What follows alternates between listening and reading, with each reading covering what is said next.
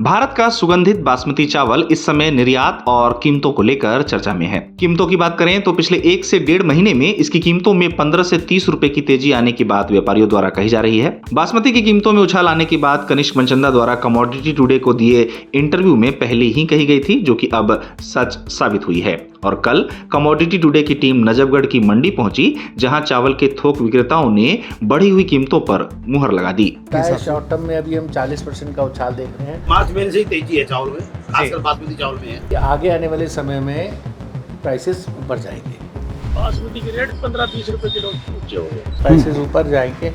उसका एक कारण है कि जो हम सर्च की बात कर रहे हैं, ये बासमती में है। बासमती में कम से कम 25 से 30 रुपए किलो की तेजी आई। आपको बता दें कि बासमती की कीमतों में 25 से 30 रुपए की तेजी ने खाड़ी में मचे घमासान के बीच इसकी कीमतों में और तेजी आने के संकेत दिए हैं और अंदाजा भी कुछ ऐसा ही लगाया जा रहा है। वहीं कनिष्क मनचंदा ने कमोडिटी टुडे को दिए इंटरव्यू के दौरान नॉन बासमती की कीमतों को लेकर भी बातचीत की।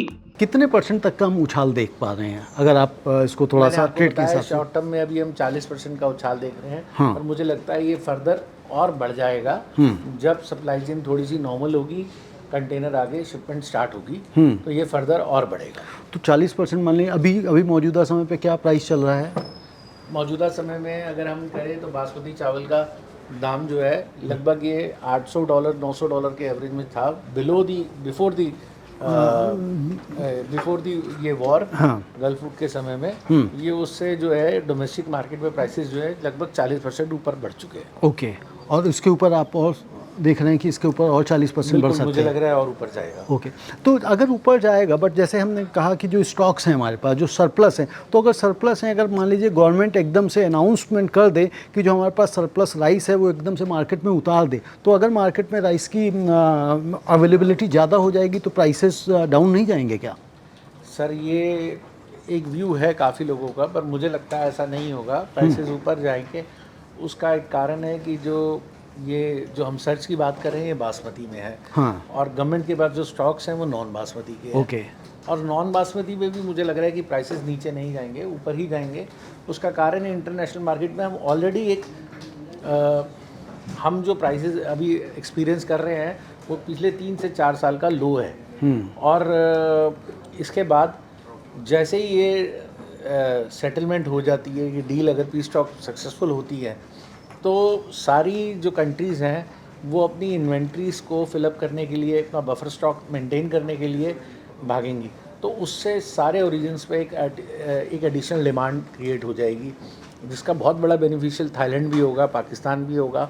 तो अगर दूसरे ओरिजिन जो ऑलरेडी अभी हमारे से इंडिया से प्राइसेस जिनके थोड़े ज़्यादा ही हैं, अगर वो और बढ़ जाते हैं 30-40%, तो फिर इंडिया में नॉन बासमती प्राइसेस भी ऊपर जाने चाहिए। अब दिल्ली के नजफगढ़ में बासमती का हाल क्या है, इसे जानने के लिए कमोडिटी टुडे की टीम नजफगढ़ पहुंची और बासमती का ताजा हाल जाना तो पता चला कि बासमती की कीमतों में 15 से 30 रुपए तक की तेजी आ चुकी है।